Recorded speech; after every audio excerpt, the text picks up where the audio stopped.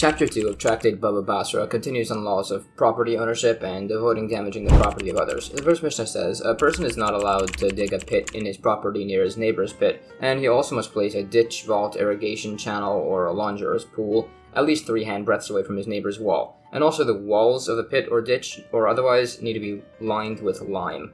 Similarly, olive refuse, manure, salt, lime, and flint must be placed at least 3 handbreadths away from his neighbor's wall, or he could have lime applied to the wall. Seeds using a plow and urine must be at least 3 handbreadths away from the wall. A mill must be at least 3 handbreadths away from a neighbor's wall, measured from the lower millstone, which is 4 handbreadths away from the upper millstone. An oven must be 3 handbreadths from the wall, measured from the oven's base, which is 4 handbreadths away from the upper rim. The Gemara clarifies the first point, that what it's actually saying is that a pit can't be dug next to a neighbor's pit, unless it's 3 handbreadths away from the wall of the pit. This shows that the standard width of the wall of a pit is 3 handbreadths, which is relevant by some laws of buying and selling. Related, it's asked if a person is allowed to build a pit right next to the property boundary, even before his neighbors build a pit opposite it.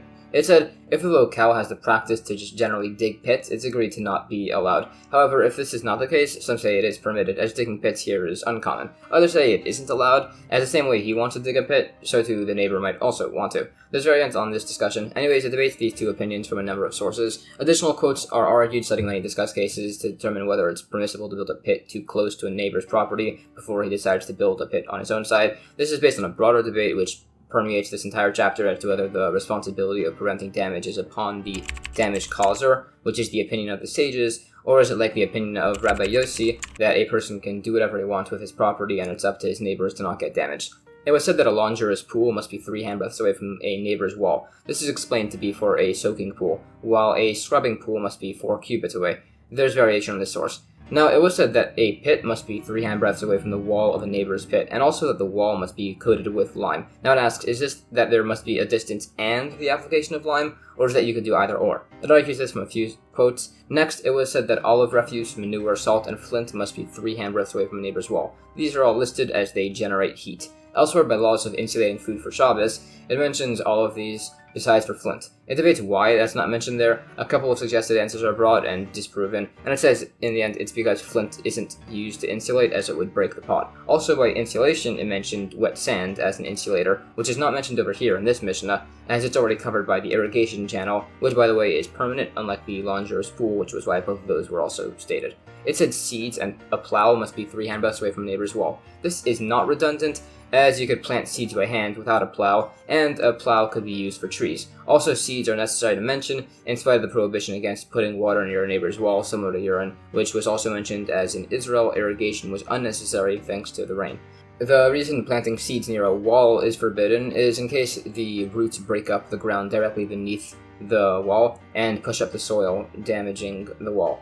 It's forbidden to urinate within 3 handbreadths from a wall, but emptying a chamber pot is permitted, as similarly pouring water from a pot is allowed. Others dispute this opinion from a different source, which allows urination next to walls of different types of materials. Some related points on the laws of impurity are discussed. Specifically, impurity can be transmitted through a wall if there's a hole in the wall, at least 1 handbreadth by 1 handbreadth. However, it asks if there's an item lodged in this gap that has been abandoned. It would prevent the spread of impurity. However, what if it wasn't abandoned? For instance, a wafer, which is going to be eaten. It argues this point from a few different sources. It additionally debates this, citing many different types of lodged items and debating their use, such as dried figs, which could be rotted, with a barrel, which could be facing the wrong way, with grass, which could be inedible, and otherwise. Anyways, on the point of grass, it said that grass that grows by itself near an opening to a neighbor's wall could block impurity. So the question is, how could grass be allowed to grow anywhere near a neighbor's wall? If, as stated, it's impermissible. So either it could be that the wall is of a ruin in this case, or it's that the grass is 3 handbreadths away, but it grows long enough to reach the gap.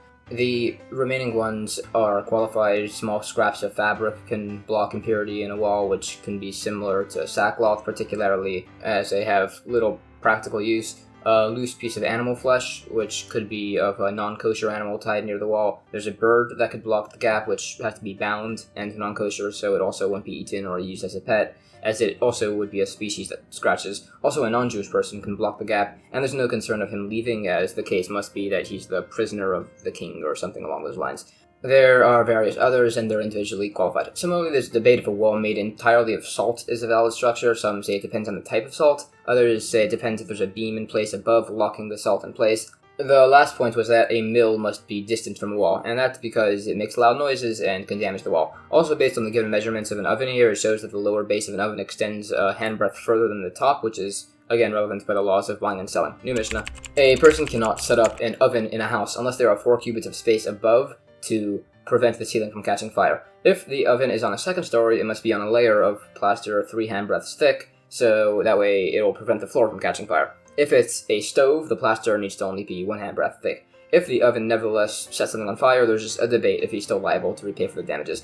Additionally, a person cannot open a bakery or a dye shop underneath somebody's storeroom due to the smoke, and he also can't put a cattle barn underneath due to the smell. If the storeroom is for wine, however, only the cattle barn cannot be opened underneath. However, the bakery or dye shops are fine. The Gemara says a different source requires 4 handbreadths of plaster under an oven and 3 beneath a stove. But that's explained to be by a baker's oven, which is constantly lit, unlike what we're discussing, which are standard household ovens. Now, opening a cattle barn beneath a storeroom is forbidden, but if the cattle barn was put there first, it's permitted. It gives a few suggestions as to what constitutes the designation of a room as a cattle barn, but it's left unresolved. Cattle barns alone specifically cannot be beneath a wine storage room, as smoke would be good for the wine, albeit not candle smoke, but cattle smell is not good for the wine, as would be the storage of a particular type of plant called aspasta. New Mishnah.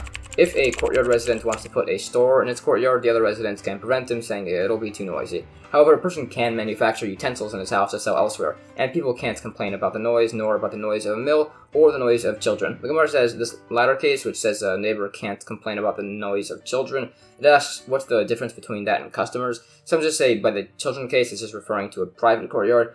Others say it's referring to after the historical institution of the mandate for teachers in every town, so people were no longer allowed to complain about children being taught and making noise. It describes this institution and mentions proper methods of teaching, such as that if a student is being reprimanded, it should be done gently, so that way he'll eventually wind up learning the material properly. This decree applied specifically towards Jewish children, and additionally, the head teacher of the town can be prevented from making too much noise.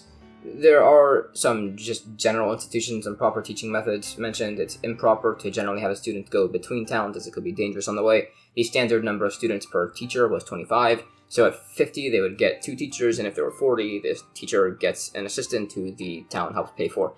Additionally, a slower teacher isn't just replaced if a faster teacher comes along, although others do disagree. Also, if it's between a slow but precise teacher or a fast but imprecise teacher, it's a debate which is preferable. This is sourced. It's also said that a teacher, a butcher, a bloodletter, and many others are able to cause a serious loss if they err.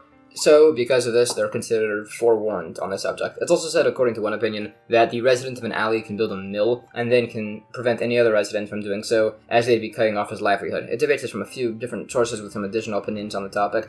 Additionally, if the resident of the alley is a teacher, he cannot prevent anybody else from teaching there. A number of relevant incidents are discussed. New Mishnah. If somebody's wall is near his neighbor's wall, he cannot put another wall in between unless it's 4 cubits away from the neighbor's wall. If a neighbor has windows on his house, a wall built on the other's property must be 4 cubits away, and the wall must be either 4 cubits higher or lower than the windows. The Gemara clarifies the first case being that a wall typically cannot be too near a neighbor's wall anyways, so it must be that somebody had a wall near his neighbor's wall 4 cubits away, and then it collapsed, and the new wall being rebuilt must still be 4 cubits away. This 4 cubit gap is necessary as it creates a walkway for people to go through, which is good for the dirt. Additionally, this necessary gap is only if the neighbor's wall is for a garden. If it's for a courtyard, it can be closer. Others say by a new town, it must have a 4 cubit gap by a courtyard wall. Later, it says by the window, the reason for the gap is to allow light in, not to create a walkway, so it's explained that this wall discussed is perpendicular. The gap discussed here must be a handbreadth on a sloping wall that cannot be looked over. Now, we said that it must be a 4 cubit gap in our Mishnah, which is explained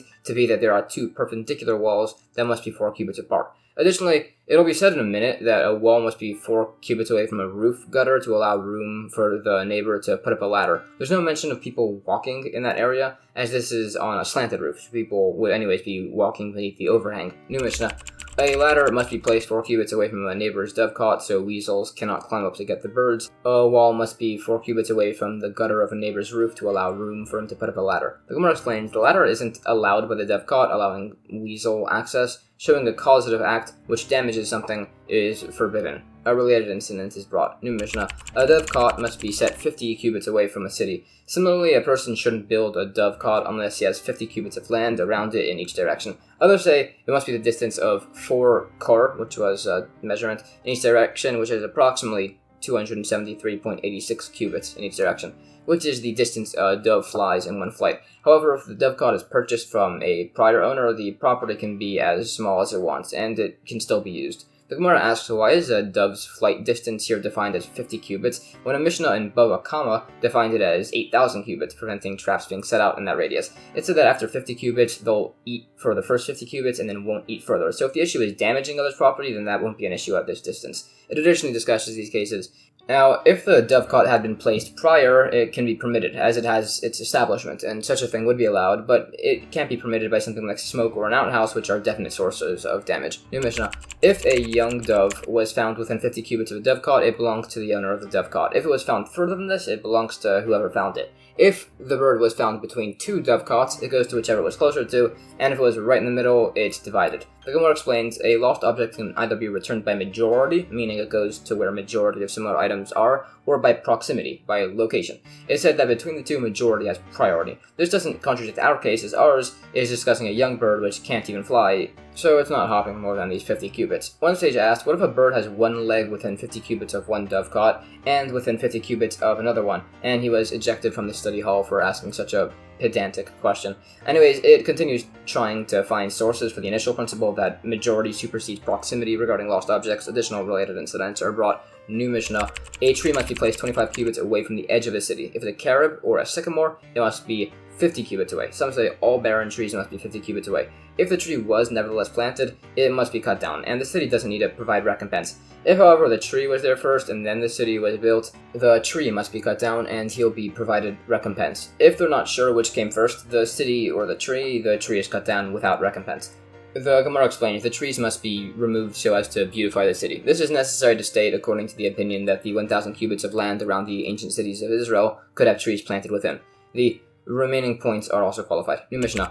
A permanent granary must be distant 50 cubits away from a city. Similarly, a permanent granary can only be built in your property if you have 50 cubits around it in each direction. Additionally, the granary must be distanced from his neighbor's saplings or plowed field to prevent his chaff from damaging them. The Gemara explains this latter point by the chaff as a lesser distance than 50 cubits, as it refers to a temporary granary, which is one small enough that a shovel wouldn't be used for winnowing. Alternatively, it's that it also refers to 50 cubits. It's just explaining that it's the distance to prevent chaff damage. It debates the first opinion from a source which explains like the second one. Anyways, it mentions that chaff can damage a plowed field as it can over-fertilize it. New Mishnah. Animal carcasses, graves, and tanneries must be distanced 50 cubits from a town, as they have a foul smell. Additionally, it must be to the east of the town so the wind won't be as strong. Others say it can be on any side but the west side. A flax pool must be distanced from vegetables, and leeks must be distanced from onions, and mustard plants must be distanced from bees. Rabbi Yossi disagrees with all of these, as was mentioned earlier. The Gemara explains, the opinion which allowed a tannery on any side of a town, besides for its west side, maintains the opinion that it still must be 50 cubits away. The west wind is referred to as a constant. It's not the harshest, which is the south wind, which is blocked by the angel Ben Nate to protect the world. Rather, it's said that the west is in the direction of the Shekhinah, the divine presence, so it's improper to have a tannery in that direction. There's actually a broader debate as to which direction the Shekhinah is in, which is sourced from a number of verses. It also describes the path of the sun as it circles around the globe, giving some general measurements. It additionally quotes a number of verses on the wind. It said, if somebody wants to become knowledgeable, he should pray facing south. If he wants wealth, he should pray facing north, although traditionally we face east towards Jerusalem when we pray. New Mishnah. A tree must be distanced 25 cubits away from a neighbor's pit, and a carob or sycamore tree must be 50 cubits away, no matter the elevation. If the pit was there first, the tree must be cut down. If the tree was there first, it gets to stay. If they're not sure which came first, the tree gets to stay. Rabbi Yossi says, even if the pit came first, the tree can stay, as the same way you could dig a pit, he's also allowed to plant a tree. The Gemara further defines its cases, and it says it rules in accordance with Rabbi Yossi. However, he does clarify that a person can't directly damage the property of his neighbor. Instances are brought to illustrate this. New Mishnah. A tree or grapevine must be distanced 4 cubits away from a neighbor's field border. If there's a fence in between, they can go up to the fence. If somebody's tree roots extended into the neighbor's property, the neighbor can excavate 3 handbreadths of dirt to remove roots so he can plow.